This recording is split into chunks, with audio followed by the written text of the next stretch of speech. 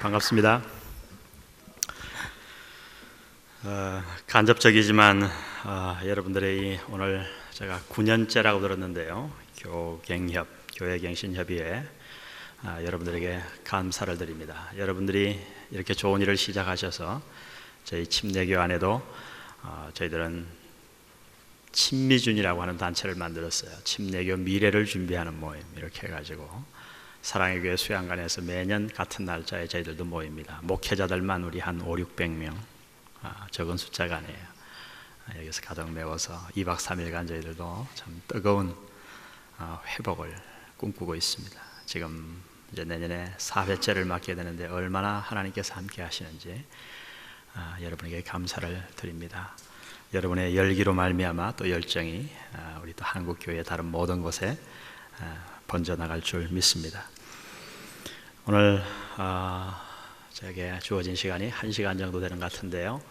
제가 설교에 대해서 모든 것을 다 말씀드릴 수는 없지만 제가 한번 골격을, 우리 다 아는 것이지만 다시 한번 내가 정말 제대로 달리고 있는가 설교에 대해서 점검하는 시간이 되었으면 좋겠습니다.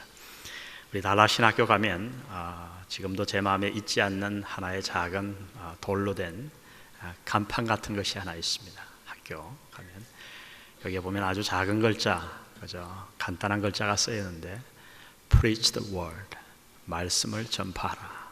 이것이 딱 쓰여 있어요. 우리 학교의 모토같이. 제가 어제도 말씀드렸습니다만 우리 목회자의 가장 우선순위, 우리가 먼저 해야 할 일은 하나님께서 이미 성경을 통해 우리에게 말씀해 주셨거니와 목사와 교사, 가르치는 일입니다. 하나님의 말씀을 전파하는 일이에요. 이 하나님의 말씀을 우리가 다 전파합니다. 모든 목사는 다 설교를 합니다. 그럼에도 불구하고 솔직히 우리가 말하면 모두가 우리가 다 설교를 하지만 강단에서 울려 퍼지는 그 설교에 차이가 있는 게 사실이에요. 어떤 분의 말씀에는 능력이 있고 어떤 분의 말씀은 이해하기가 쉽고 어떤 분의 말씀은 가슴에 와닿는 반면 어떤 분은 아무리 들으려고 해도 주여 웬일입니까? 집중이 안 된다고. 저는 지난주에도 그런 한 성도, 사실 장로님이에요. 저를 좀 만나자고 식사를 사시면 고민을 틀어놨어요. 꽤 이름 있는 장로님인데 목사님 어찌 하면 좋습니까? 뭐가 문제입니까? 말씀 시간에 은혜가 안 돼서 내게 문제가 있나 그래서 금식도 해보고 뒷자리에 앉아있다가 맨 앞자리에 앉아보고 그래도 도저히 무슨 말씀을 하시는지 알아들을 수가 없다고. 그분은 나이가 젊은 분이에요. 여러분, 우리의 말씀 사이에 왜 이렇게 차이가 있는 것일까요? 분명히 둘 중에 하나입니다. 듣는 자가 잘못되었거나 아니면 전하는 자에게 문제가 있거나 하는 것입니다. 모두가 다 설교를 하지만 우리의 설교가 다 똑같이 은혜가 되는 것은 아니라고 하는 것입니다. 그래서 우리는 효과적인 설교 전달을 위해 연구해야 합니다. 내가 그저 목사로서 매주일 설교하는 것에 만족하지 아니하고 내가 과연 어떤 자세로 어떤 열정을 가지고 어떤 방법으로 성도들에게 꼴을 먹이고 있는가 날마다 나 자신을 돌아보아야 돼요. 그래서 오늘 우리가 우리의 설교를 돌아볼 수 있는 몇 가지 포인트를 여러분과 함께 나누기를 원합니다. 첫 번째는 여러분, 우리의 설교가 그들의 가슴 속에 이해되고 들어가서 정말 그곳에서 생명으로 씨를 맺기, 열매를 맺기 원하면 첫 번째, 성경 본문이 설교 전체의 흐름을 관장하도록 해야 됩니다. 제가 어제 담임 목사님 시간에 이미 어느 정도 강조를 했습니다. 성경 본문이 설교 전체의 흐름을 관장하도록 해야 돼요. 여러분, 이것은 시대적인 요청이요, 하나님의 명령입니다.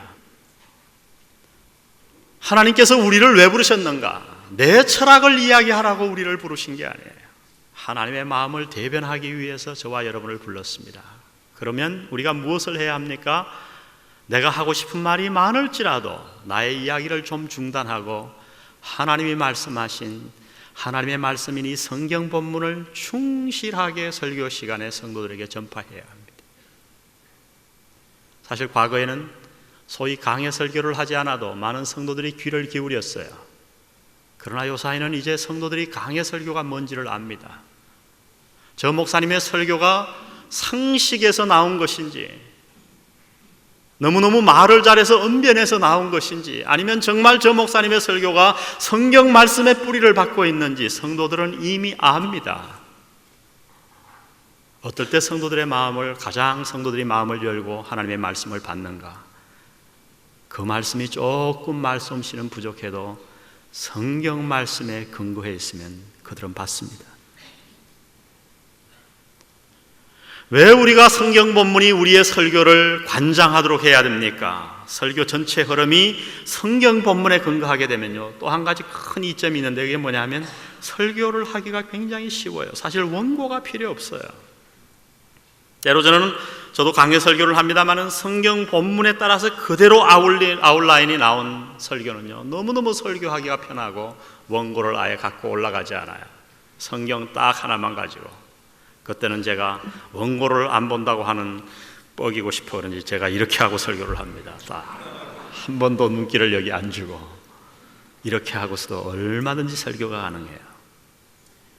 근데 여러분, 성경 본문 읽어놓고 다른 것을 이야기하기 시작하면요, 그 설교가 헷갈리기 시작합니다.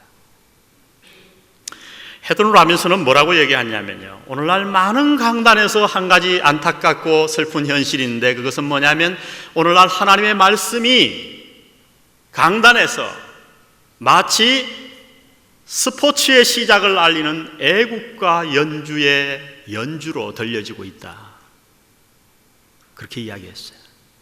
여러분, 그 말이 뭔지 아세요? 우리가 월드컵을 시작합니다. 애국가가 울려 퍼지죠. 그러나 여러분, 그 수만 명의 관중 가운데 그날 애국가를 들으려고 그 자리에 간 사람은 아무도 없습니다. 애국가가 울려 퍼질 때 다 같이 경건한 마음으로 일어서서 기대하는 마음으로 애국가를 부릅니다. 왜 흥분됩니까? 그 이유는 단 하나예요. 이제 축구 시합이 시작된다는 거예요. 오늘 강단에서도 여전히 성경 말씀이 그렇게 취급받고 있다고 하는 겁니다. 왜 성경을 읽습니까? 성경 봉독, 설교한다는 신호입니다. 그리고 나서 많은 설교가들이 그 성경 본문과 전혀 상관없는, 하나님의 의도와 전혀 상관없는 자기의 철학과 자기의 논리와 자기의 이야기와 자기의 상식을 설교 시간에 얘기하고 있다는 겁니다. 여러분, 설교란 우리 기독교에만 있는 게 아니에요. 모든 종교에는 다 설교가 있어요. 불교에서는 그 설교를 설법이라고 합니다. 여러분, 그런데 모든 종교사를 읽어보세요. 설교에 대해서 굉장한 이야기들을 합니다. 불교에서 뭐라고 그러는지 알았어요? 설법을 듣다가 아기를 가지지 못한 여인이 아기를 가졌다고 이야기합니다. 설법을 듣다가 이혼도장에 도장을 찍었던 가정이 이혼을 해제하고 연합했다고 얘기합니다. 설법 시간에 사람들이 웁니다. 물론 돌중 설법은 그런 일이 안 일어나지만 공력이 높은 분들의 얘기를 들어보면 그렇습니다, 여러분.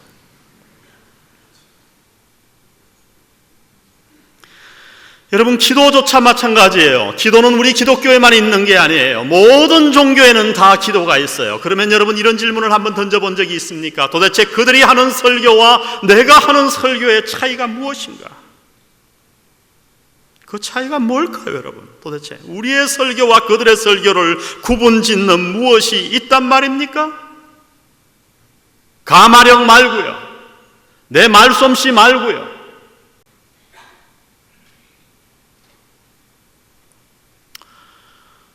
제가 미국에서 돌아와서 우리 영안교회에 막 부임해서 목회를 하는데 정신이 없어요. 한국 목회가 얼마나 바쁜지 막 정말 새벽 기도부터 시작해서 뭐 정신없이, 그래서 1년을 목회하고 나니까 좀 조용한 곳에 가서 목회를 계획하고 싶었어요. 그래서 기도원에 갔더니 와, 연초에 한국 기도원은 대단합니다. 그 열기가 막 북을 갖다 치고 막 주여 삼창을 하는데 도저히 뭐 목회 계획이 안 되겠어요. 뭐 그게 나쁘다는 게 아니라 저도 그렇게 기도하고 싶을 때가 있지만 그땐 좀 조용하게. 그래서 고민을 하고 우리 좀 오래된 집사님에게 물었어요. 부산에 오래 사신 집사님에게. 전 부산을 전혀 모르니까. 그래서 집사님, 혹시 이 근처에 조용한 기도원이 있습니까? 목사님, 신년 축복성회 때문에 조용한 기도원은 없습니다. 아, 내가 좀 조용한 곳에 가서 시간을 보내고 싶다고. 그랬더니 목사님, 그러시면 한번 합천 해인사를 가보시죠.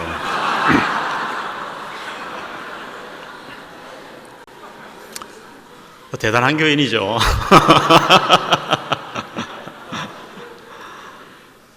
제가 그래서 또 합천새 해인사에 갔습니다. 정월 초하룻날. 저도 대단한 목사죠. 처음에는 그 황당했는데 가만 생각하니까 다 우리 하나님 아버지가 지었는데 지들이 주인이라고 잘못 알고 저러고 진치고 있는 거지. 내가 가서 절에 가서 기도하면 사탄의 세력도 쫓아내고 좋겠다 싶어 갔어요. 보따리 싸고 가서 그 스님 한 분이 이렇게 나오시길래 제가 좀 놀래켜 드리려고, 스님 방 있습니까? 방은 왜요? 그래서 제가 좀 놀래켜 드리려고 제가 기도하려고 그럽니다 그랬어요. 놀래주려고 그랬다가 제가 샥을 먹었어요. 뭐냐면 어떤 기도를 하려고 하시는데요? 전혀 놀라지 않고 그 어떤 기도라뇨? 내가 당황해서 이러니까 못 알아듣는 걸 알았다는 듯이, 우리 절에는 기도하려고 하는 사람이 너무 많이 와서 일반 기도하는 사람에게는 방을 안 내주고 특별 기도하는 사람에게만 방을 내줍니다. 이젠 제가 놀랐어요. 근데 목사인 제가 이건 놀란 척 할 수도 없고, 그래서 제가 물론 제가 특별 기도하려고 그러죠. 그러고 대화를 하는데 거기에 보니까 새벽 기도가 있고 철야 기도가 있고 금식 기도가 있고 40일 기도가 있고 100일 기도가 있고 다 있어요.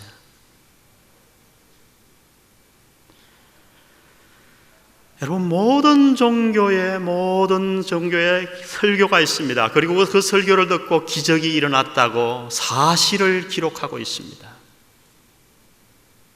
제가 달라스에 있을 때 김동길 교수님이 와서 강연회를 했어요. 여러분, 달라스 또 미국에 가보면 교포들이 모일 만한 이런 강당이 없잖아요. 그러니까 대개 무슨 모임이든지 하여튼 교회에서 합니다. 근데 달라스에서 제일 큰 장로교회에서 김동길 교수 강연회를 했는데, 그분이 무슨 성경 말씀에 기역자도 사용하지 않았어요. 하나님의 하자도, 복음의 보자도 들어가지 않았어요. 그런데 얼마나 말을 잘하는지 잘 그분이 한참 잘 나갈 때입니다. 지금 20년 전 얘기예요. 근데 다들 거기에 성도들이 많이 왔는데 나오면서 하는 말이 뭐냐면, 야, 정말 부흥회보다 더 은혜 받았다.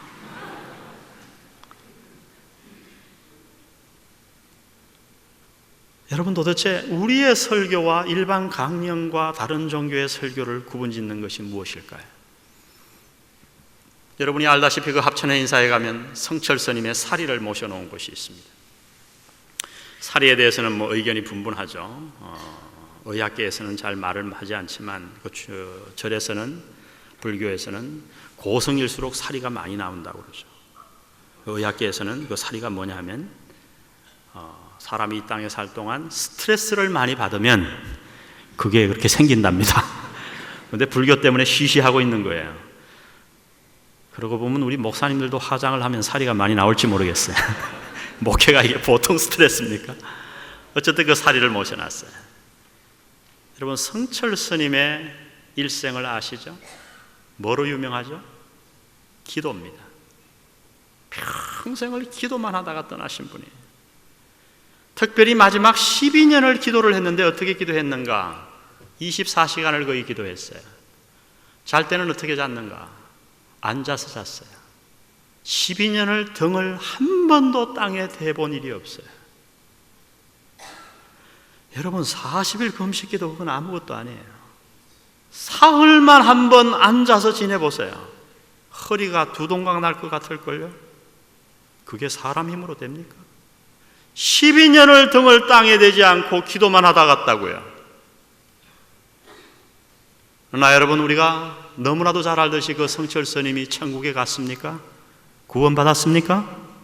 아니요. 여러분, 우리가 12년을 등을 땅에 대지 않고 기도해도 한 글자도 깨달을 수 없는 하늘의 놀라운 진리를 하나님이 우리에게 계시해 주셨어요.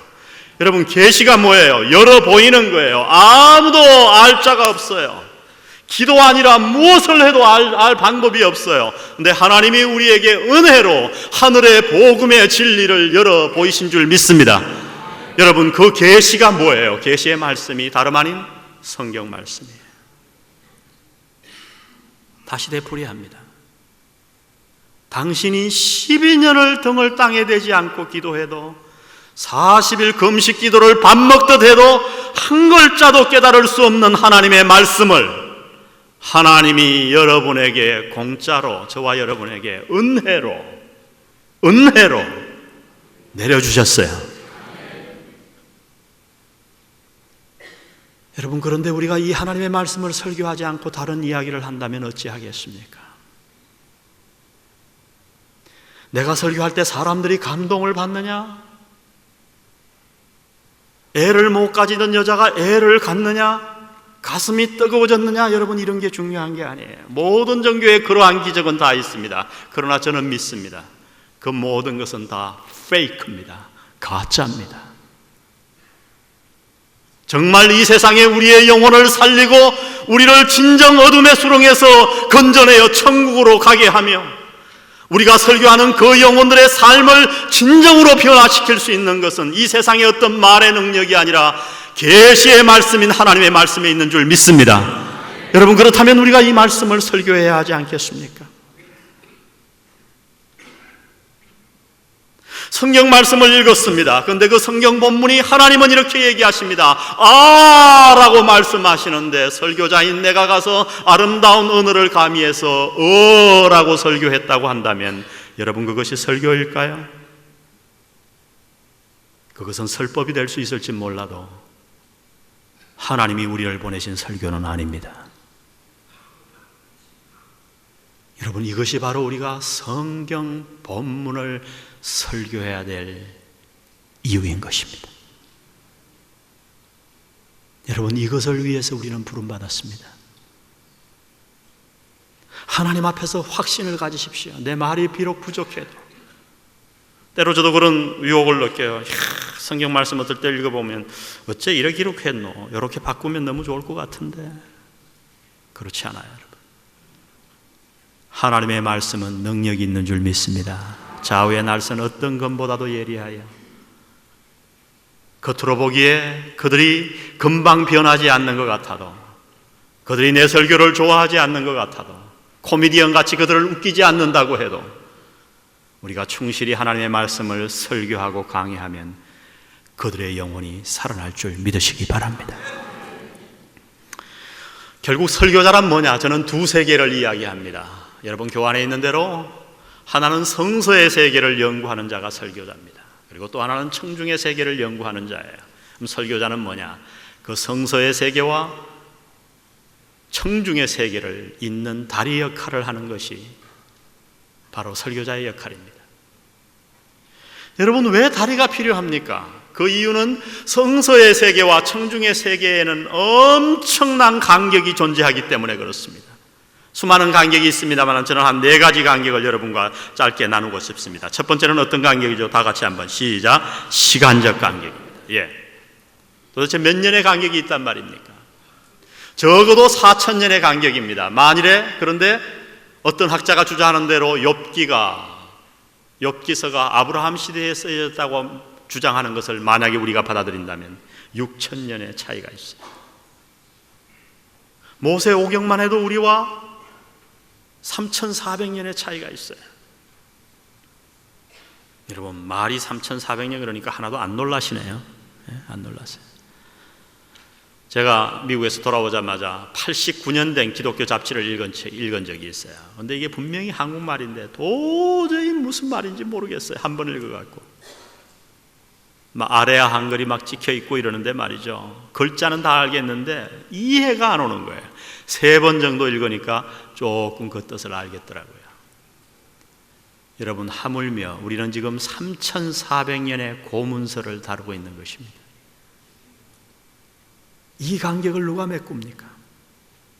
왜 하나님이 우리를 교회에 보내셨나요? 왜 목회자를 세우셨나요? 목사와 교사를 세우셨나요? 이 간격을 메꾸기 위함인 줄 믿습니다. 이것을 우리가 메꿔줘야 돼요. 이 시간적 간격, 엄청난 시간적 간격을. 그런가 하면 언어적 간격이 존재합니다. 수많은 언어들, 성경에 보면 그냥 읽어가지고는 모를 많은 것들이 있어요. 많은 것들이 있어요. 제가 시간이 없어 오늘 예를 다 들지 않겠습니다.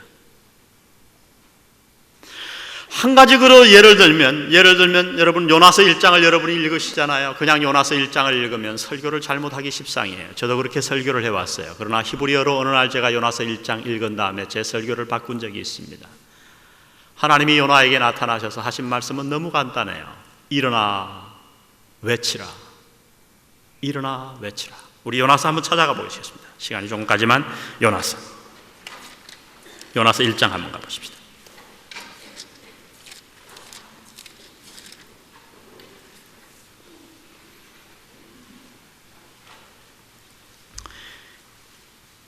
요나서 1장 2절. 우리 달라신학교에서는 설교학 시간에 항상 성경 본문을 얘기할 때, 주소를 얘기할 때 3번 얘기하라고 그럽니다. 요나서 1장 2절. 몇 페이지? 요나서 1장 2절. 왜 그러냐면 성도들이 가장 미워하는 목회자가 어떤 목회자냐면 요나서 1장 2절 그래놓고 지는 이미 다 찾아놨다고 찾으려 그러면 먼저 읽는 목사.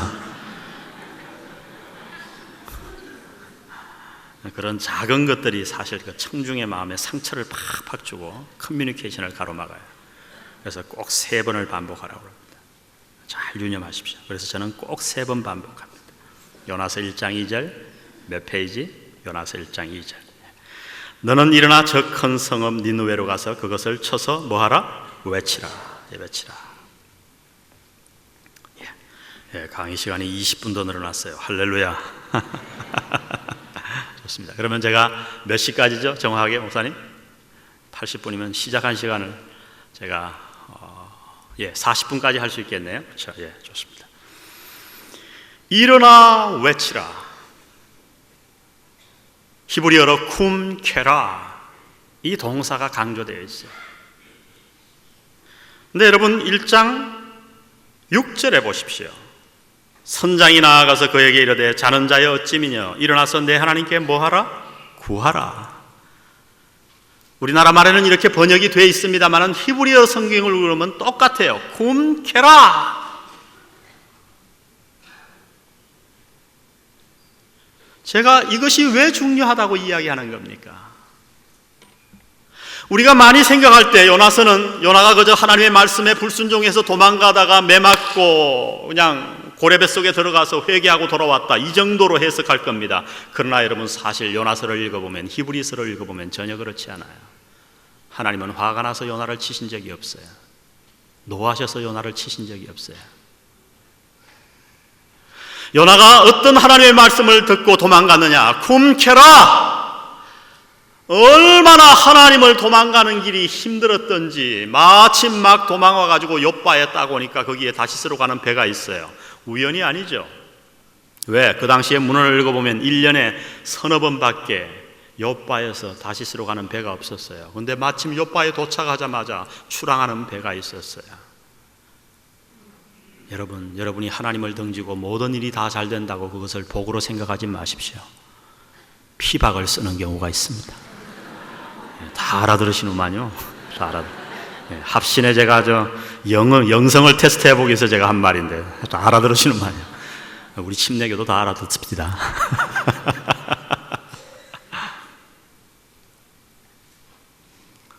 배 안에 들어갔습니다. 풍랑이 왔어요. 사람들은 살겠다고 그 아우성 가운데 배가 흔들리고 물건을 집어던지고 있는 그 가운데 요나는 잠들어 있어요. 여러분, 하나님의 낯을 피하는 길은 결코 쉬운 길이 아니에요. 피곤한 길이에요. 얼마나 피곤했으면 콕 자고 있었어요.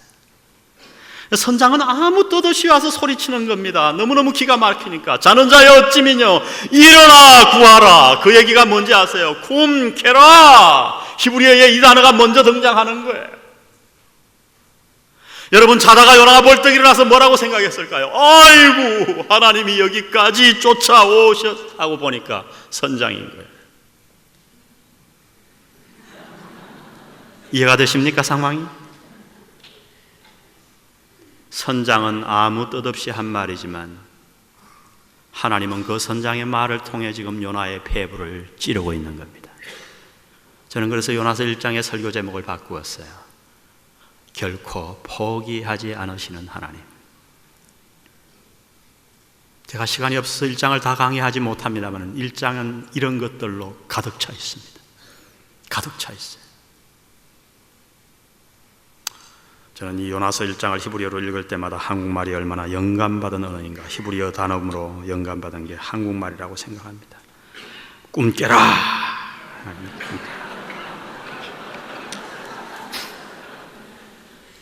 하나님이 우리 민족을 사용하실 줄 믿습니다.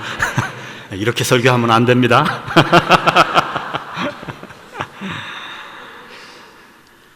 언어적 간격이에요. 1장에 보면 제비를 다 뽑죠.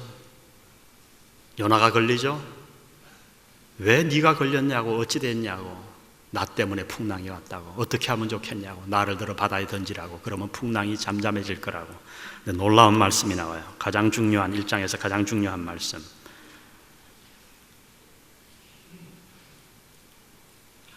13절입니다. 그러나 거기에 다 동그라미를 좀 치세요. 볼펜이 없으시면 손톱으로라도 휴백하시기 바랍니다. 그러나 뭔 얘기인지 아세요? 그 당시에 모든 배의 소유주와 선원들은, 중요 선원들은 다 아시리아, 니느웨 사람들이었습니다.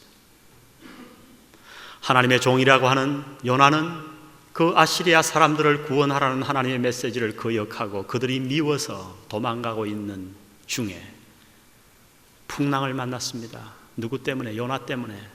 제비를 뽑아 밝혀졌고 요나의 고백을 통해 밝혀졌습니다. 방법도 알려줬습니다. 나를 들어 바다에 던지면 이 풍랑이 잠잠해질 거라고. 그러나 그들은 힘써 자기들의 목숨을 걸고 그 배를 안정시키려고 했다고 성경은 이야기합니다. 여러분, 그 모습을 바라보는 요나의 심정을 생각해 보셨나요?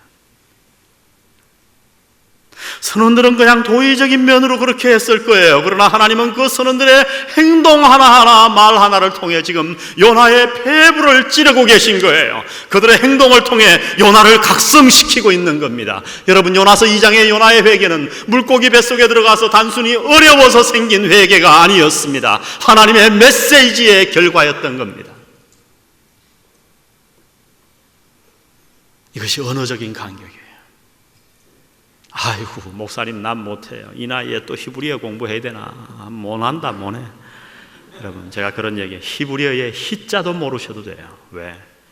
이미 학자들이 다 주석을 써놨고 그 모든 주석이 다 한국말로 번역되어 있기 때문에. 그런데 우리가 왜 이 언어적인 간격을 채우지 못했는가? 게을러서. 어느 정도 게으른가? 책꽂이에 가서 책만 빼다가 읽으면 되는데 이게 하기 싫어서.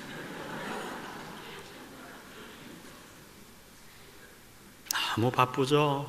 목회가 얼마나 바쁩니까? 그래서 빨리 어느 설교집 E3 TV에 가서 어느 분이 편지를 너무 많이 보내가지고 답장하기도 요새 아주 지치겠는데, 목사님 설교 원고 좀 실어주세요. 제가 절대 다 안 뺏깁니다. 조금만 뺏깁니다. 아주 솔직해서 좋아요. 못 실으면 개인적으로 좀 보내달라고. 예, 좋아요. 다른 사람의 설교를 참석하는 거 좋습니다. 너무너무 좋습니다. 그러나 여러분, 제가 한 가지 보장드립니다. 여러분이 계속해서 여러분 스스로 성경 본문을 연구하고 깊이 있게 하나님을 만나지 않고 다른 사람의 설교로 쉽게 강단에 서신다면 여러분은 20년, 30년 설교를 해도 여러분의 설교는 조금도 더 나아지지 않을 겁니다. 제가 그것만은 보장드릴 수 있습니다. 울며 씨를 뿌리셔야 됩니다. 그 가운데 성령께서 긍휼히 여기세요. 우리의 영혼을 넓히시고 마음을 넓히시고 지식을 넓히십니다. 어느 날 나도 모르게 내 말에 하나님의 능력이 함께 하십니다. 여전히 우둔하지만 같은 말이라도 이 말씀이 성도들의 폐부를 찌릅니다. 성경 말씀이 여러분의 설교를 관장하도록 하십시오. 마지막 간격이 문화적인 간격이에요. 문화적인 간격. 요 사이를 뭐라 그럽니까? 글로벌 빌리지라 그러죠. 지구촌. 이동훈 목사님이 참 교회 이름은 잘 지었어요. 지구촌. 뭔 얘기예요? 지구가 하나의 마을이 되었다는 거예요. 옛날 마을에는 옆집에 쌀이 얼마나 있는가, 자녀가 뭘 하는가, 누가 아픈가 다 알았어요. 요새는 지구가 하나의 마을이 되었다는 거예요. 그렇죠? 미국에서 일어난 일 오늘 압니다. 쌍둥이 빌딩이 폭파당한 것을 금방 우리는 화면으로 봅니다. 그러나 여러분, 이렇게 지구가 하나의 마을이 되었음에도 불구하고 얼마나 많은 문화적인 간격이 여전히 존재하는지요. 우리 후배 가운데 하나가 유학을 왔어요. 미국에 가면 다 사우나가 있는데, 조그마한 규모로 사우나가 있는데 남녀 공용입니다. 수영복을 입고 들어가야 돼요. 근데 이 친구가 한국 생각하고 다 벗고 들어가 앉았대요. 간정을 합디다. 그래서 제가 물었어요. 그래, 괜찮았냐? 괜찮긴요. 조금 앉아 있는데 여자가 들어오더라는 거예요. 그래서 어떻게 했는데? 어떡하긴요. 잡고 뛰었죠.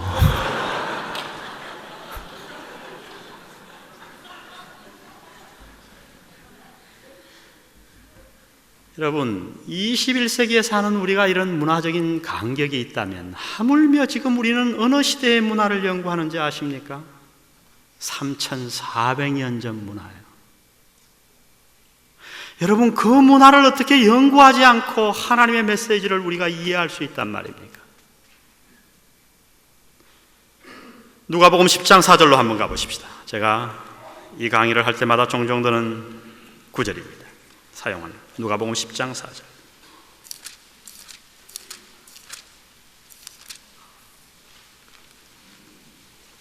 예수님께서 누가복음 10장 4절에 보면 70인을 세워 보내시는 장면이 나오죠.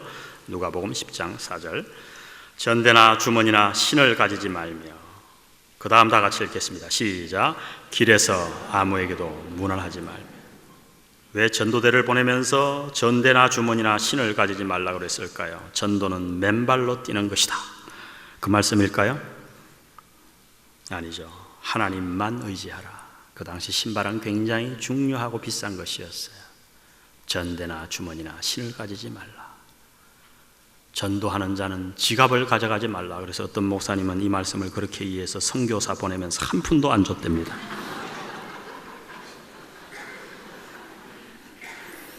해석을 잘해야 됩니다. 해석을. 하나님만 의지하라. 거기까지는 이해를 할 수 있어요. 그런데 여러분, 길에서 아무에게도 문안하지 말며. 문안이 뭐예요? 인사예요. 왜 인사하지 말라고 그랬을까? 우리가 수없이 설교한 본문 아닙니까? 어떤 목사님에게 물었더니 그거 알 것 같다고. 뭡니까? 그랬더니 부정탈까봐. 지금 하나님 앞에서 뜨끈뜨끈한 복음과 능력을 받아가지고 나아가는데 사람한테 인사하면 부정탈까봐. 그렇습니까, 여러분? 도대체 예수님께서 이 말씀을 제자들에게 하실 때 무슨 마음으로 하셨고 제자들은 어떤 의미로 알아들었을까요? 길에서 아무에게도 문안하지 말며. 전도자는 인사하면 안 되는 겁니까? 여러분, 이것은 우리나라 사람들이 너무나도 잘 이해할 수 있는 문화 속에 있어요. 그러나 우리가 문화적인 간격을 넘지 않으면 하나님의 말씀을 잘못 전할 수 있어요. 오해할 수 있어요. 놓칠 수 있어요. 우리 한국 사람들은 사실 인사가 길기로 유명합니다. 저는 지금도 잊지 않는데 옛날에 저는 시골을 아주 촌에서 자랐어요. 유치원은 서울서 다니고 제가 그때부터 유학을 해서 2개국어를 했습니다. 저희 집은 경상북도 예천군 용국면 금남리 252번지입니다.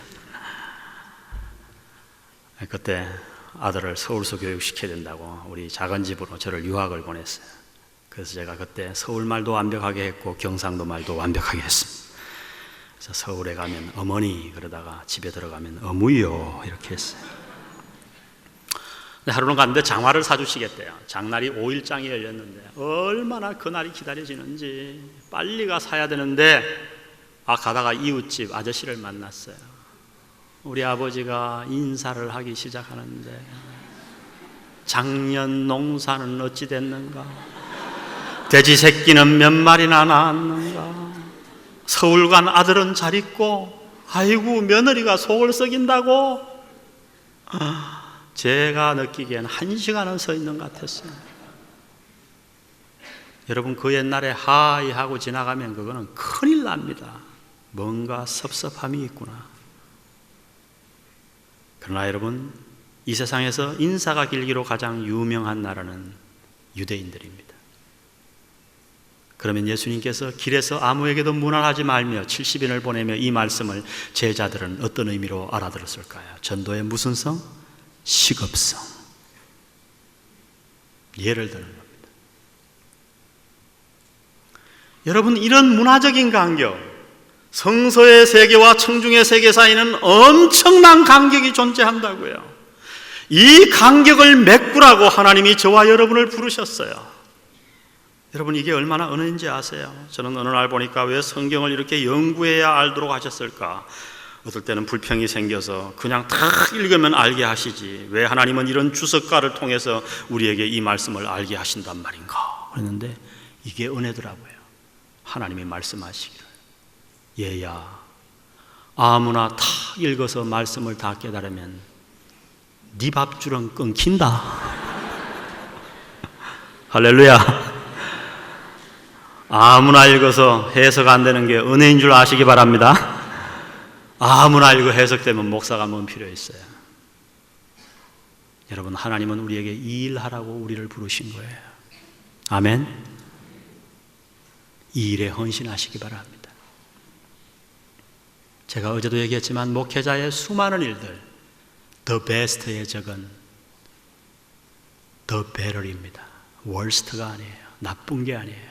목사가 누가 나쁜 일 하느라고 바쁜 사람이 있어요? 다 좋은 일이죠. 그 좋은 것이 우리 목사의 적이에요. 왜? 좋은 것들 하느라 가장 좋은 것을 놓치고 있는 목회자들이 너무 많아요. 성경이 원하는, 하나님이 우리에게 요구하시는 가장 해야 될 좋은 일은 뭔가? 말씀 연구인 줄 믿습니다. 여러분, 방 안에 틀어박히세요. 책을 읽으세요. 연구하세요. 간격을 메꾸세요. 그리고 성경 본문을 여러분들이 설교하기 시작하면 여러분의 강단이 부흥됩니다. 강단에서 꼴이 충분히 나가면요, 배고픈 양은 보채질 않아요. 문제가 없어요. 교회는 저절로 부흥됩니다. 본문이 설교를 주장하기 위해서는 몇 가지를 연구해야 됩니다. 제가 그저 몇 가지만 예를 들어서 여러분에게 그저 다 아시는 얘기지만 보이도록 하겠습니다. 먼저 주요 용어를 연구하라. 단어 연구를 해야 됩니다. 제가 이 단어 연구하라 그랬더니 어떤 목사님이 꽉 은혜를 받고 전화가 왔어요. 목사님, 도저히 못하겠습니다. 어떻게 했는데요? 본문이요, 짧을 땐 괜찮은데 모든 단어를 다 연구한 거예요. 그건 아무도 못해요.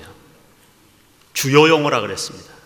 신학적으로 문제가 있거나 어렵거나 그 문맥을, 그 문단을 이해하는데 아주 중요한 단어 하나 내지 두 개, 저는 한 개만 하라고 권하고 싶습니다. 한 설교에 한 개만 하세요. 충분해요. 근데 여러분, 결국은 성경에 나오는 단어가 제한되어 있기 때문에, 특별히 중요한 단어가 한 설교에 한 단어씩만 연구해도 세월이 가면 나중엔 다 알게 돼요. 제가 처음에 단어 연구를 하는데, 우리 달라신학교에서 한 편 설교를 준비하는데 보내는 시간을 22시간 보내라고 합니다. 저는 12시간 할애합니다. 원고를 완성하고 외우는 시간 말고요, 설교 준비만, 원고 완성하고 원고를 쓰는 시간도 말고요, 원고를 저는 주일 새벽에 딱 씁니다. 다 어느 정도 노트에 다 해놨다가, 저는 요새 컴퓨터로 치는데 새벽에 일어나서 한번 쫙 쳐요. 4페이지를 칩니다. 저는 2페이지만 하면 앞뒤로 충분하지만 제 설교를 가지고 성경 교재를 만들거든요. 그 부목사님들이 적기 귀찮다고 나보고 페이지 좀 많이 해달라고. 제가 얼마나 좋은 담임 목사님인지 제가 4페이지를 해서 줍니다. 그래서 주일날 아침에 쫙 한번 쳐봐요. 근데 그게 도움이 되더라고요. 그렇게 한번 치고 올라가면 새벽에 외워져요. 원고를 거의 볼 필요가 없어요. 한 번에 한 개의 단어 정도는 연구해야 됩니다. 자, 예를 들면 우리가 너무나도 잘 아는 갈라디아서 3장 15절에서 29절, 몽학선생. 이 몽학선생이 뭔가 말이죠, 도대체. 이 몽학선생이. 사도 바울이 율법을 몽학선생에 비유했어요. 나는 이 몽학선생이 뭔가. 신학교 다닐 때 한국에서도 몽학선생이 뭔가 교수님에게 물어봐도 두리뭉실하게 설명하고 그래서, 아, 이거는 꿈속에서 산신령같이 인도하는 선생이구나, 그렇게 해석했어요. 여러분, 몽학선생이 뭐예요 도대체? NIV 성경은 튜르라고 번역했어요. 전혀 적절치 않은 번역입니다. 튜르 아니에요. 30%만 맞은 번역이에요. 헬라어의 이 파이다고고스 하는 이 단어가 뭘까요? 이것은 그 당시로 돌아가서 문화적인 배경과 모든 것을 연구해야 됩니다. 로마 시대에서만 있었던 특별한 한 사람을 지칭하는 직책이에요. 몽학 선생, 이 파이다고고스는 어떤 면에서 아주 특별했냐면 그는 종이었습니다. 노예예요. 그런데 여러분, 우리가 알듯이 로마 시대에 잡혀온 노예들은 그냥 일만 하고 육체 노동을 위해서 데려온 노예들이 아니지 않습니까? 그 당시 노예는 어떤 사람들이었나요? 의사가 노예였습니다. 선생이 노예였습니다. 노예예요. 세계에 나아가서 가장 학식 있고 똑똑한 사람들을 포로로 잡아다가 로마 정부에서 노예로 부린 겁니다. 그것은 바벨론 제국도 마찬가지죠. 그래서 다니엘이, 느헤미야가, 그런 우수한 사람들이 다 알고 보면 종이라 말이죠. 노예라 말이죠. 포로로 잡혀온 자들이라 말이죠. 노예는 노예인데 어떤 노예인가 하면 주인의 아들의 가정교사를 하는, 근데 가정교사를 하는데 보통 돈 받고 가정교사 하는 것이 아닙니다. 로마 정부에서는 어떤 일이 있었냐면 자기가 낳은 아들이라도 그 아들을 아버지가 인정해서 성인식을 해줄 때까지는 아들은 아무것도 아닙니다. 만일에 아버지의 마음에 안 들어서 나이 20살, 25살이 되었음에도 불구하고 저거는 도저히 내 후계자로 못 삼겠다 하고 아버지가 X를 그으면 그는 노예의 한 사람으로 취급받던 시절이었어요. 여러분, 그래서 벤허 영화를 기억하십니까? 벤허, 허씨의 아들. 벤 그러면 히브리어로 아들이라는 뜻이죠. 바요나 시모나, 요나의 아들 시모나. 허씨의 아들이에요. 이게 뭐 별거 아닙니다. 장군을 구해줬습니다. 그 장군이 어떻게 합니까? 반지를 탁 끼워줍니다. 아들이 된 거예요. 내가 안 낳았어도 상관없어요. 그를 아들로 인정한 거예요. 그래서 그 반지를 가지고 명령을 합니다. 내 누이를 찾아내라고. 안 듣죠. 그랬더니 딱 갔다가 나무판에다가 반지를 찍어요. 그 명령은 들어야 돼요. 왜? 벤허는 로마 장군의 아들이 되었기 때문에. 그 아버지가 아들을 인정할 때까지 그를 매질도 할 수 있어요. 훈계도 할 수 있어요. 두드려 팰 수 있다고요.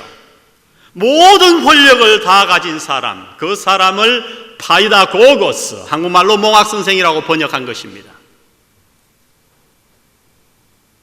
여러분, 그런데 자, 아들을 맡겼어요. 이 파이다고고스 선생이 종아리를 때립니다. 야단을 칩니다. 아버지보다 더 무서운 자예요. 벌벌 떨며 아들은 그 밑에서 공부를 하고 아들로서의 수업을 받습니다. 그런데 어느 날 아버지가 따와서 보더니 자격이 다 됐어요. 그리고 드디어 성인식을 해줬어요. 성인식을 하는 그날 그 파이다고고스와 아들 간의 관계는 완전히 역전됩니다. 완전히 달라져요. 180도. 왜? 그 아들은 이제 후계자가 되었으니까. 여태까지는 자기를 엄히 다스리고 두드려 팰 수도 있는 선생이었지만 이제부터는 다시 주인과 종의 관계로 돌아가는 겁니다. 사도 바울이 이 말씀하는 거예요. 율법이 우리에게 파이다고고스가 되었다고요. 예수 그리스도가 오시기 전까지는 그 율법이 우리를 때리는 선생이요, 우리를 가르치는 선생이요, 우리에게 아주 엄한 선생과 같은 파이다고고스였지만 예수 그리스도가 오신 그날 우리는 하나님의 아들의 성인식을 했기 때문에 이제는 더 이상 파이다고고스가 내 주인과 내 위가 아니요 나의 종과 같이 나와는 상관이 없는 그런 관계가 되었다고 말씀하시는 겁니다. 이해하십니까? 여러분, 이런 용어들은 연구하셔야 돼요. 연구하셔야 돼요. 어떻게 연구합니까, 목사님? 다 할 수 있어요. 근데 왜 못합니까? 게을러서, 뭐하기 귀찮아서? 책에 다 있어요. 책에 다 있어요. 물론 좋은 자료를 찾는 건 참 중요합니다. 이제 한번 기회가 있으면 좋은 자료에 대해서 한두 시간 또 강의를 할 수 있는 시간이 오기를 바랍니다.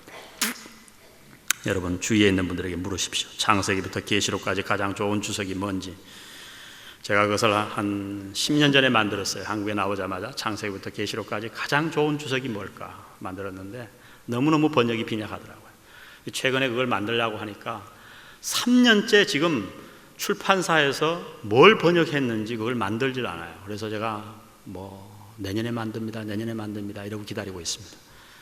만약 그걸 만들면 저 나름대로 한번 주석을, 창세기에는 이러이러한 주석이 좋고 레위기에는 이러이러한 주석이 좋고 이런 것을 한번 만들어서 제가 교경 예배도 한번 보내드리도록 하겠습니다. 부족하지만. 고린도후서 2장 17절 한번 찾아보겠습니다. 고린도후서 2장 17절.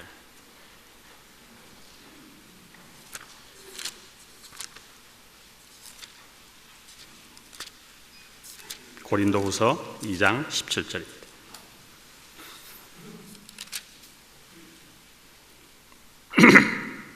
그럼 다 같이 읽어보겠습니다. 시작. 우리는 수다한 사람과 같이 하나님의 말씀을 혼잡하게 하지 아니하고 곧 순전함으로 하나님께 받은 것 같이 하나님 앞에서와 그리스도 안에서 말하노라.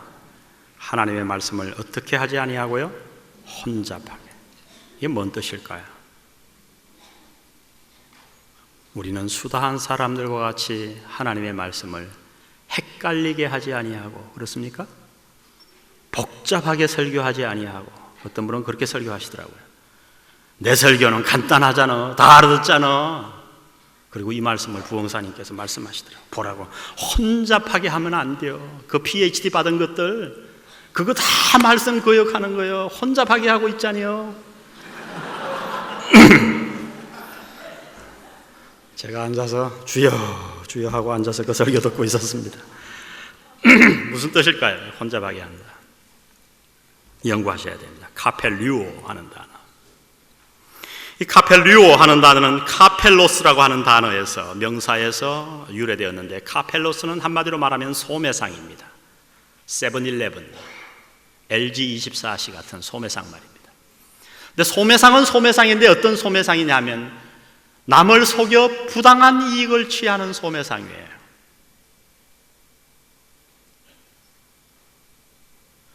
또 카펠로스라고 하는 단어는 어떤 데 쓰겠냐면 포도주에다가 물을 섞는 행위, 돈을 더 벌려고. 일맥상통하죠. 또 마지막 한 가지는 돈을 목적으로 지식을 파는 궤변론자.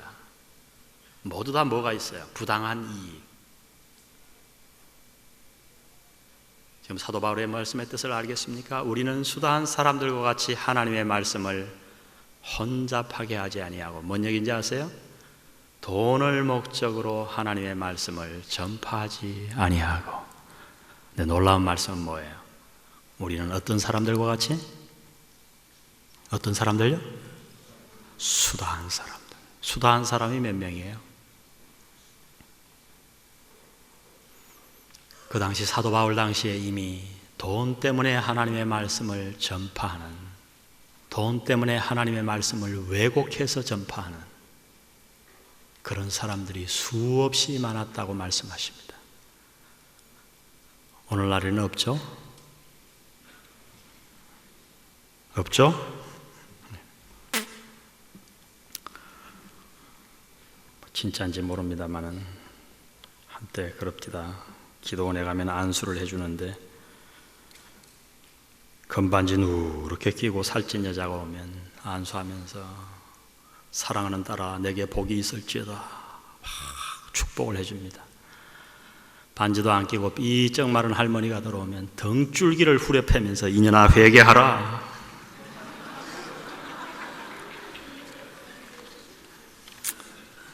모르겠어요 진짜인지.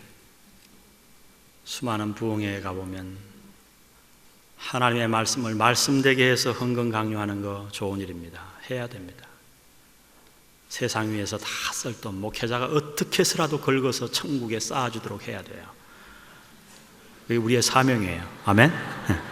아멘입니다. 전 진심으로 그렇게 생각합니다. 그러나 여러분, 성경 말씀을 잘못 사용해서 내 사리 사욕을 위해서 말씀을 전하는 자들이 사도 바울 시대에 이미 수없이 많았다고 얘기합니다. 그래서 얘기한 겁니다. 우리는 수다한 사람들과 같이 하나님의 말씀을 혼잡하게 하지 아니하고.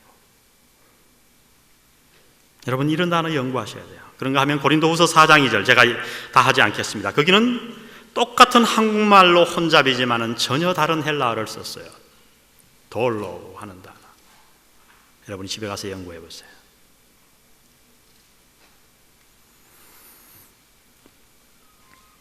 그래서 여러분, 우리말 번역의 성구사전을 사용할 때 조심해야 됩니다. 두 가지 성구사전이 우리에겐 필요합니다. 대개 목사님들이 성구사전을 어떤 때 사용하는가? 말씀이 아사모사하게 생각날 듯 이게 어디 있더라? 이런 거 찾기 위해서. 좋습니다. 그래서 한국말 성구사전은 그때 사용해야 돼요. 그러나 원어에 근거한 성구사전을 우리가 반드시 갖추어 놓아야 됩니다. 그 원어는 어떤 때 사용하는가? 단어의 용례, 다 같이 단어의 용례, 용례라는 말을 아십니까? 같은 단어가 어떤 뜻으로 쓰였는가? 성구사전은 바로 그 단어의 용례를 밝히는 데 쓰여지는 거예요. 주소를 찾기 위해서 만들어진 책이 아니에요. 예를 들면 코스모스, 세상이라고 하는 것, 성경에 보면요 여러 가지 단어로 쓰였어요. 적어도 7가지 뜻으로 쓰였어요. 하나님이 세상을 이처럼 사랑하사 독생자를 주셨으니, 그 다음에 똑같은 요한일서 2장 15절에 너희는 이 세상이나 세상에 있는 것들을 사랑치 말라. 그러면 이상합니다. 하나님 참 이상하시다. 자신은 세상 사랑해놓고 우리는 왜 세상 사랑하지 말라카노? 그 세상의 뜻은 완전히 틀려요. 너희의 단장은 따은 머리나 보석으로 하지 말고, 여러분 그 단장이라는 뜻이 헬라어 원어를 보면 코스모스예요. 만약에 그것을 이렇게 번역했다고 칩시다. 너희의 세상은 따은 머리나 금으로 하지 말고, 이게 뭔 뜻이고? 못 알아들을까 봐 번역해 놓은 겁니다. 여러분, 세상이라는 단어가 이렇게 여러 가지로 쓰였어요. 이 많은 용례를 무엇을 통해 아는가? 성구사전을 통해 우리는 밝히는 겁니다. 저는 이 작업을 얼마나 했는지 몰라요. 달라신학교에서 제가 성경을 이해하는 데 큰 도움이 되었습니다. 단어를 연구하십시오. 지나가겠습니다. 보정이라는 단어는 여러분이 연구하시고, 두 번째 뭘 연구하라? 문맥을 연구하라. 우리 웨스트민스터 신학교의 모제스 실바라고 하는 성서 해석학자 교수님은 이런 얘기를 했습니다. 문맥은 문장을 이해하는데 도움을 주는 정도가 아니라 사실상 의미를 만들어낸다, 그런 얘기를 했어요. 문맥이 의미를 만들어내요. 사실이에요. 간단한 예를 들어봐도 죽었다라는 말 우리가 늘 사용하죠. 그거 모르는 사람 어디 있어요? 그러나 여러분, 저 사람은 코가 죽었어. 아유, 저 겉에는 빛깔이 죽었네. 저 사람 요새 기가 죽었어. 다 다르죠. 똑같은 죽었다라는 단어가 여러 가지로 쓰여요. 무엇에 따라? 문맥에 따라. 여러분, 그러므로 성경을 읽으실 때 항상 문맥을 연구하시기 바랍니다. 그래서 여러분, 성경 암송 같은 거 참 좋은 일이에요. 내비게이터 69절 이런 암송이 굉장히 좋습니다만은 한 가지 위험성이 있어요. 그게 뭐냐면 문맥을 거두절미하고 외웠단 말이죠. 그래서 그 의미를 잘못 적용하는 경우가 많아요. 목회자들이 이런 것을 고쳐주어야 합니다. 문맥 가운데서 연구되어져야 돼요. 예를 들면 요한계시록 3장 20절 말씀 우리 다 같이 한번 외워볼까요? 시작. 볼지어다 내가 문 밖에 서서 두드리느니 누구든지 내 음성을 듣고 문을 열면 내가 그에게로 들어가 그로 더불어 먹고 그는 나로 더불어 먹으리라. 이거 우리가 언제 많이 사용하죠? 전도할 때 마음 문 여시라고 사용할 수 있어요. 그러나 원뜻은 알아야 돼요. 이것은 예수 안 믿는 자들을 위한 초청이 아니었습니다. 이미 예수님을 믿고 예수님과 교제하기를 게을리하는 자들에게 다시 예수님이 교제하자고 초청하는 믿는 신자들을 대상으로 주신 말씀이에요. 문맥을 보면. 자, 따라해 보겠습니다. 주요 용어를 연구하라. 두 번째, 문맥을 연구하라. 세 번째, 사도행전 9장 7절과 22장 9절 같은 것은 그건 문맥이 아니고요. 문법과 구문을 연구하랍니다. 문법과 구문을 연구하라. 자, 사도행전 9장 7절을 한번 찾아 읽어보겠습니다. 왜 문법과 구문을 연구해야 되는가? 사도행전 9장 7절.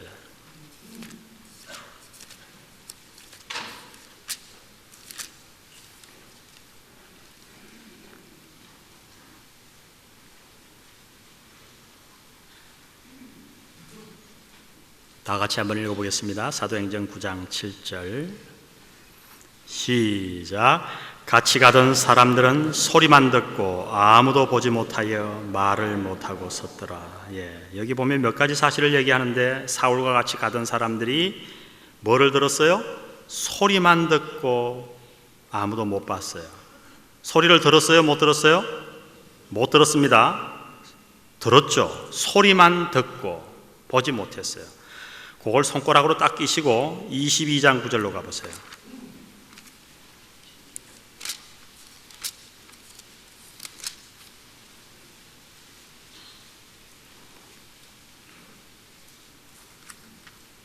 자, 9장 다시 묻습니다. 소리를 들었나요? 못 들었나요? 들었습니다. 22장 9절 다 같이 읽습니다. 시작. 나와 함께 있는 사람들이 비천 보면서도 나더러 말하시는 이의 소리는 듣지 못하더라. 소리를 들었어요? 못 들었어요?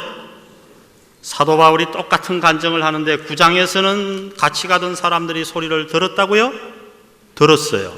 22장에서는 소리를 못 들었다. 어떻게 된 겁니까? 여러분들은 성도들이 이런 거 질문 안 넣는가 보죠? 한국교회 성도님들은 질문 안 하죠. 왜? 질문하면 믿음이 없는 거니까. 무조건 믿어야지. 저는 우리 교인들 보고 모든 여백 성경을 사갖고 있는 질문을 다 적으라 그래요. 질문이 많아야 성경을 이해할 수 있다고. 물어와요. 제가 가장 많이 하는 대답이 뭐겠습니까? 집사님 제가 모르겠어요. 그 대신 연구해서 가르쳐 드릴게요.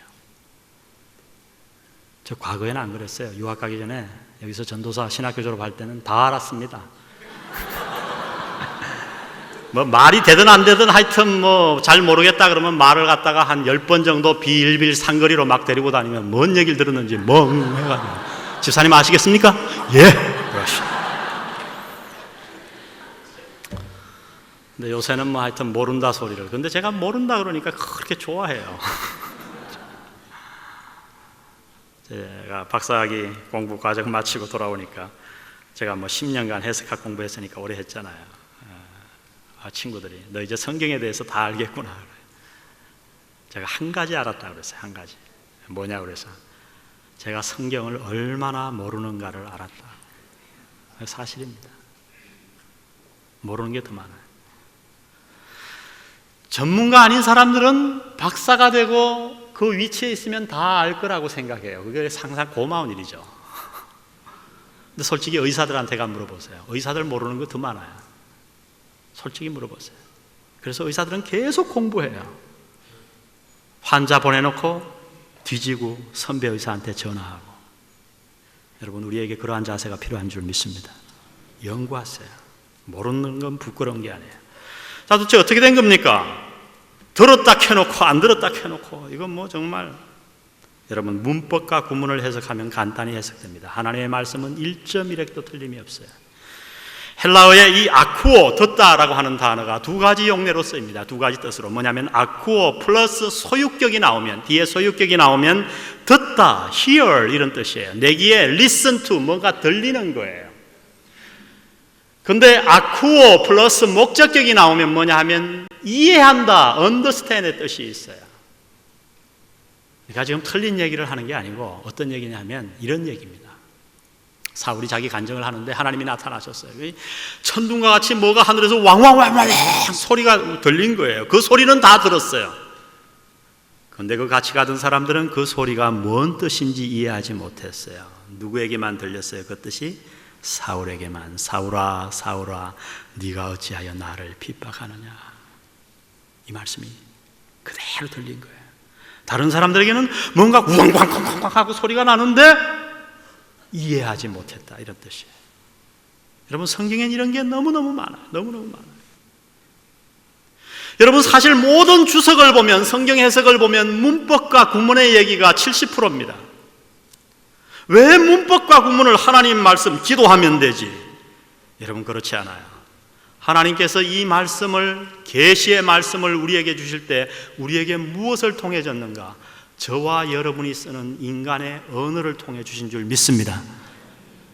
그러니까 여러분, 인간의 언어를 올바로 이해하기 위해서는 가장 중요한 게 뭐냐 하면 문법과 구문이에요. 우리의 말은 그냥 주고받는 것 같지만 글씨는 특히 더 그렇잖아요. 글로 해놓으면 말은 굉장히 잘하는데 구어체를 그대로 써놔보세요. 글을 읽으면 말이 안 돼요. 이게 뭔 뜻인지, 아버지가 방에 들어갔는지 아버지 가방에 들어갔는지 문법이 중요해요. 띄어쓰기가 중요해요. 하나님이 문법과 구문을 통해 우리에게 말씀을 주셨기 때문에 언어를 통해 우리는 문법과 구문을 연구해야 됩니다. 예를 들어서 우리가 대사명이라는 마태복음 28장 19, 20절 그러므로 너희는 가서 모든 족속으로 제자를 삼아 아버지와 아들과 성령의 이름으로 침례, 세례를 주고, 이건 세례라 그러죠. 저는 물에 담그기 때문에 침례라고 합니다. 제가 이 침례교 목사를 된 것을 굉장히 한 번도 후회한 적이 없는데 요새는 조금 좀 물값이 비싸져요. 자꾸 이 담그기가 이게 보통 일이 아니에요.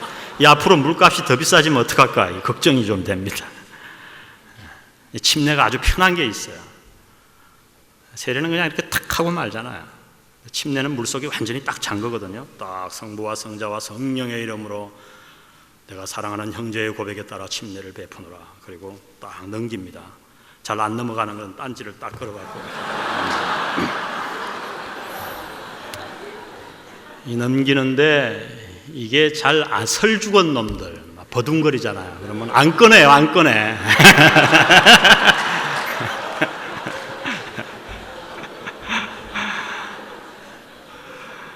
우리 신학교에 제가 다닐 때만 해도 목욕탕에 가서 이 실습을 했습니다.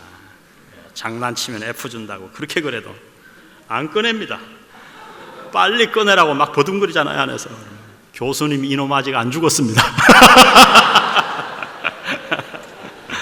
여사는 그걸 폐지했다 그러더라. 자, 우리가 거기에 보면 저는 침례교 목사니까 그저 침례가 입에 튀어나옵니다. 그저 양해하십시오. 참 안타까운 번역이에요. 사실 세례 해놓고 갈로하고 침례 하나 더 써줬으면 얼마나 좋았을까. 그러면 우리 침례교단이 따로 성경 안 찍어내도 되는데 요새 그거 찍어내갖고 우리 보고 자꾸 사라고 그래요. 성도들이 세례인데 왜 자꾸 침례라고 하냐고. 근데 뭐라고 부르든 간에 하여튼 저는 보기엔 물속에 들어가는 게 이게 참 좋은 것 같아요. 주님과 함께 장사되었다가 주님과 함께 부활되니까요. 굉장히 우리 교회 안에 침례탕인데 감격스러워합니다. 주일 대예배 시간에 그걸 해요. 대예배 시간에 딱 들어가서 하고선 나와 복음 설교하죠.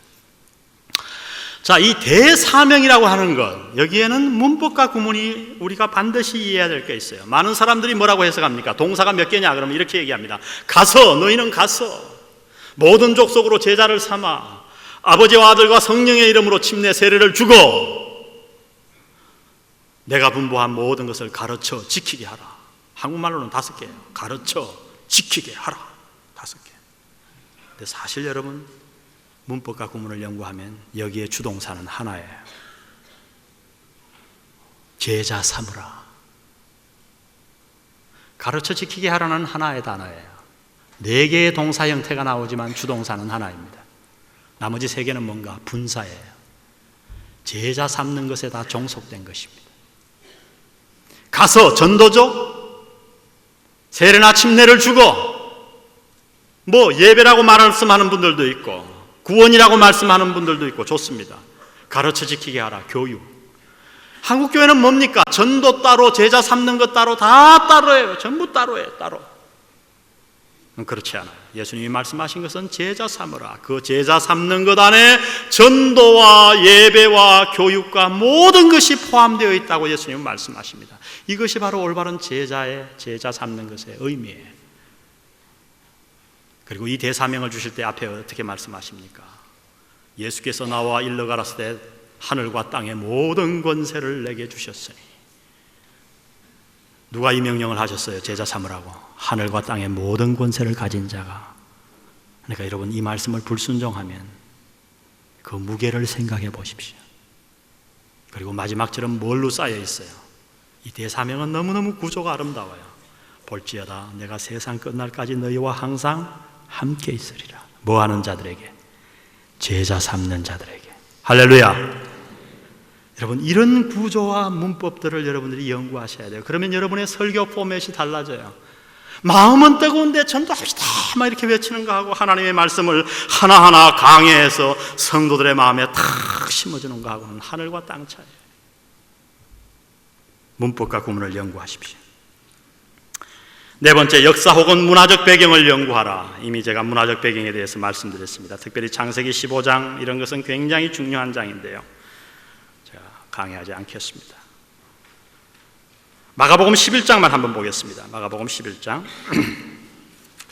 뭐 다 아시겠지만 난해 구절이죠. 난해 구절도 문화적인 배경을 연구하면 간단히 해결될 수가 있어요. 마가복음 11장 12절. 이튿날 저희가 베다니에서 나왔을 때에 예수께서 시장하신지라 멀리서 잎사귀 있는 한 무화과 나무를 보시고 혹 그 나무에 무엇이 있을까 하여 가셨더니 가서 보신즉 잎사귀 외에 아무것도 없더라. 이는 무화과의 때가 아님이라. 예수께서 나무에게 일러 가라사대 이제부터 영원토록 사람이 내게서 열매를 따먹지 못하리라 하시니 제자들이 이를 듣더라. 이상한 건 때도 아닌 무화과 나무한테 가서 열매 없다고 또 저주하는 건 뭡니까? 이게 말이 됩니까? 예, 말이 됩니다. 문화적인 배경을 연구하면 충분히 이해할 수 있어요. 이 저주한 때가 언제입니까, 여러분? 6월절 때니까 4월이죠. 무화과의 때는 언제입니까? 5월에서 6월입니다. 무화과의 때가 아닌 3월에, 4월에 예수님은 무화과 나무를 만나 무화과 열매를 찾다가 따지 못하자 저주하셨어요. 근데 무화과의 특징을 여러분 잘 아시죠? 무화과는 보통 나무는 잎이 나오고 열매가 열리죠. 근데 무화과는 거꾸로예요. 열매가 먼저 맺히고 그 다음에 잎이 나와요. 그러니까 잎이 무성했다는 얘기에는 거기에 반드시 뭐가 있어야 돼요? 열매가 있었어야 돼요.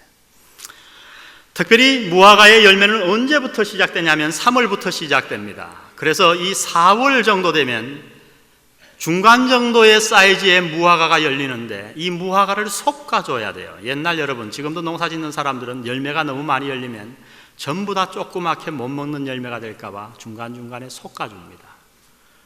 그래서 이 무화과, 특별히 4월 정도, 중간 정도 익은 무화과를 이스라엘 사람들은 시장길을 메우기 위해서 따먹었어요. 그것을 주인이 아무도 말리지 않았어요. 왜? 가서 싸그리 따먹는 게 아니라 이렇게 보고 솎아줄 만한 곳에 가서 따먹었기 때문에 오히려 농사에 도움이 되곤 했습니다.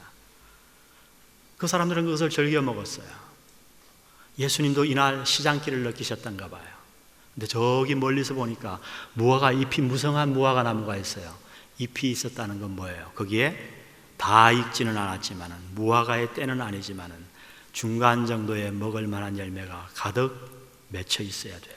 근데 가보니까 그 나무는 특이한 나무였어요. 잎은 있었는데 뭐가 없었어요? 열매가 없었어요. 저주하셨어요. 무엇을 상징했죠? 이스라엘의 종교 지도자들이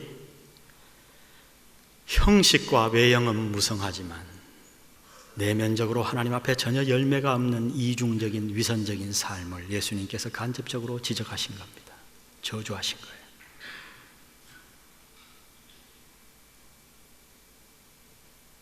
마지막 다섯 번째로 뭘 연구해야 되냐면 지리적 여건을 연구해야 됩니다. 지리적 여건 연구하라 그러면 많은 목사님들이 목사님 나는 이제 할 필요 없습니다. 왜요? 성지순례 제가 3번 갔다 왔다 아닙니까? 우리 형님은 목사님이신데 이스라엘에 가서 3년간 성지순례만 지리만 연구하다가 돌아오신 분이에요. 근데도 제가 그 앞에서 앉습니다. 아주 환장을 하시려고 그래요. 저는 성지순례 아직 한 번도 안 갔어요. 그래도 제가 앉습니다.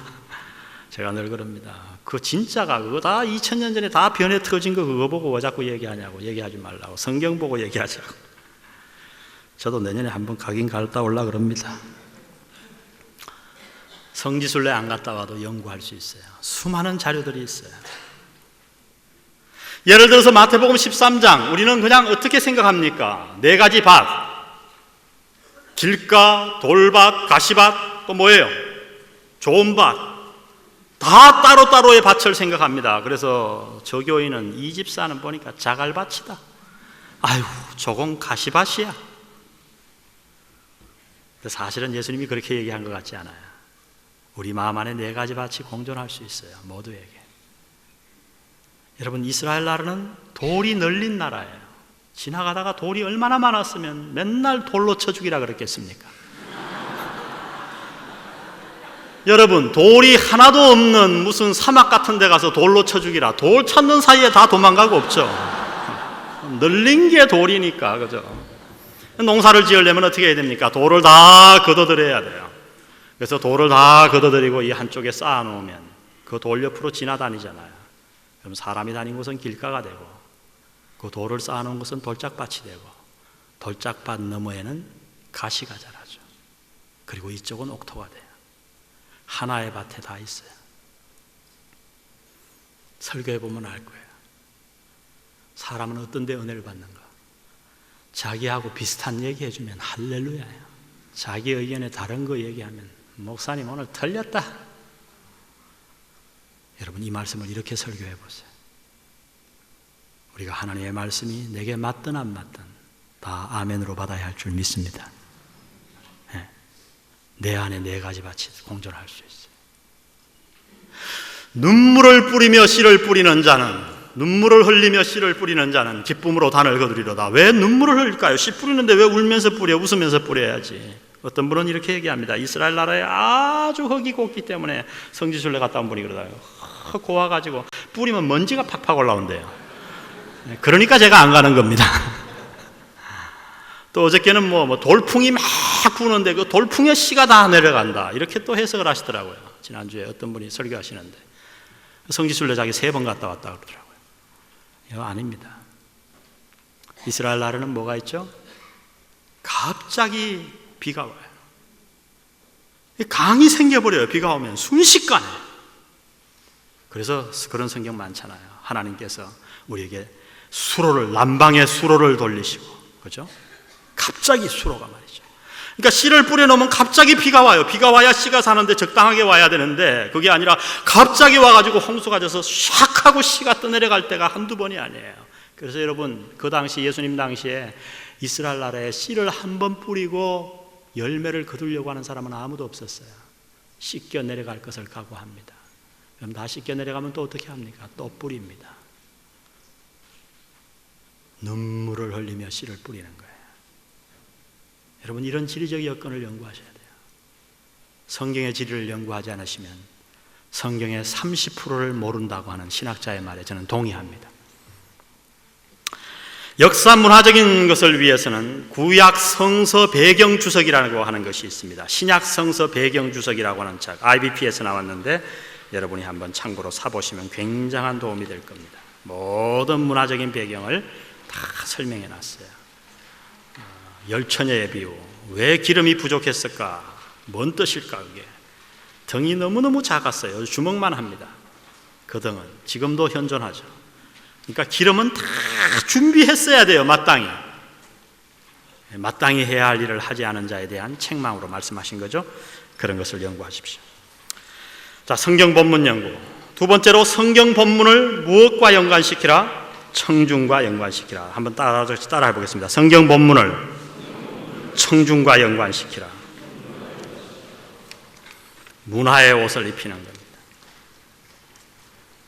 어떤 목사님의 설교는 굉장히 성경적이에요. 그런데 문제는 뭔가? 졸려. 들으면 졸려. 은혜가 안 돼요. 왜 그래요? 문화적인 옷이. 여러분, 형식이 중요합니다. 문화가 중요합니다. 내용은 바꾸지 말되 형식과 문화는 바꿀 수 있어야 할 줄 믿습니다. 그게 우리가 교회 갱신 협의 아닙니까? 바꿔야 돼요. 내 생각을 버려야 돼요. 형식이 얼마나 중요한가를 얘기하라고 한다면 전 이렇게 얘기하고 싶어요. 여러분, 커피를 하여튼 뱃속에 들어가면 되는데 커피를 어떻게 마시든지 밥 다 먹고 숭늉 먹듯이 밥그릇에다가 꽉 부어가지고 벌컥벌컥 커피를 마셔도 괜찮습니다. 뱃속에 들어가니까. 그러나 대부분 사람들은 커피를 그렇게 마시지 못합니다. 커피는 어떻게 마셔야 돼요? 밥을 다 먹고 예쁜 커피 잔에다가 분위기를 잡으며 마시는 겁니다. 나는 숭늉같이 마셔도 상관없다. 그러시면 드십시오. 여러분, 형식이 그렇게 중요해요. 밥그릇에다가 커피를 마실 수 있습니까? 아닙니다. 문화의 옷을 입혀야 돼요. 문화의 옷을. 그래서 여러분, 문화를 연구해야 돼요. 제가 어제 말씀드렸죠. 드라마를 봐야 된다고요. 그러나 월화, 수목, 주말 드라마 다 볼 필요는 없습니다.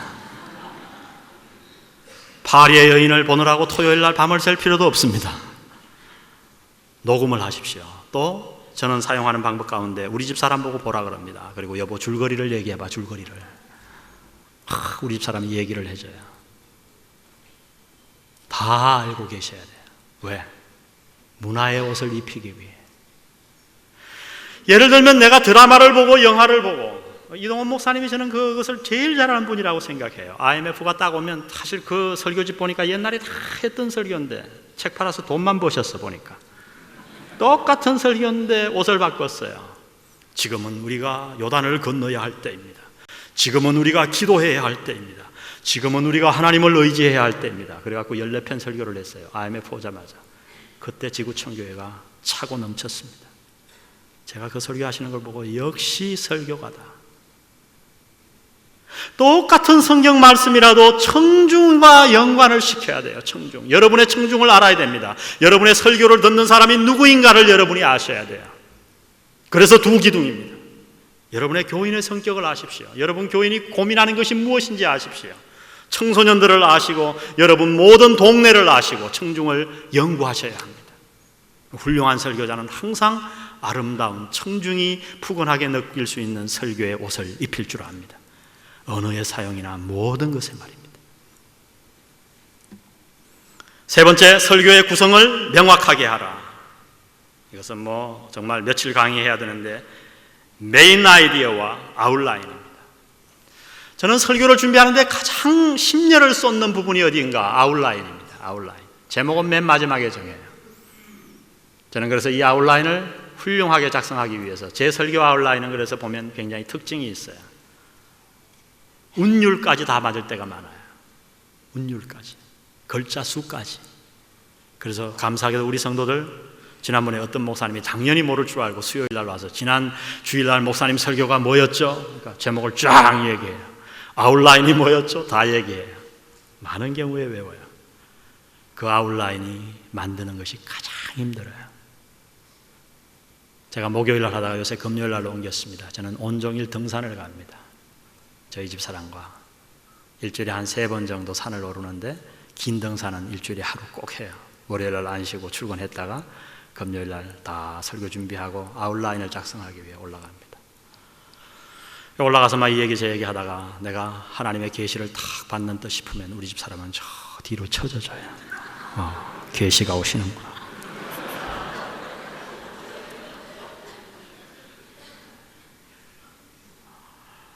아웃라인 완성합니다. 고민하셔야 돼요. 때로는 정말 안 떠오를 때가 있어요. 그래서 고민하셔야 돼요. 마지막 네 번째, 설교를 흥미롭게 하십시오. 흥미롭게. 이건 뭐냐면 목소리는 적당하고 다양한가. 어떤 분은 막 처음부터 끝까지 듣는 자가 너무너무 피곤해요. 음량 장치가 굉장히 중요합니다. 마이크 사용법이 중요합니다. 복식호흡을 하셔야죠. 성악가가 다 복식호흡을 하죠. 저는 호흡이 굉장히 깁니다. 어떻게 연습했는지 아세요? 걸어가면서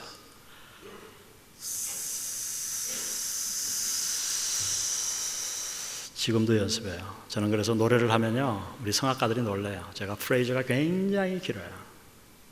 말을 할 때 끊임없이 얘기하고 길게 얘기할 수 있어요. 흥미입니다. 편안하게 전달되게 하기 위해서 예화의 사용이라든가 이 모든 것들 이런 것은 하나의 전달이 되겠죠. 저게 80분의 강의를 연장해 주셔서 감사합니다. 우리 40분에 끝나라 그랬는데 제가 3분 전에 끝내야 될 것 같습니다. 아무쪼록 이 나눔이 여러분의 목회에 작은 도움이 되었으면 좋겠습니다. 감사합니다.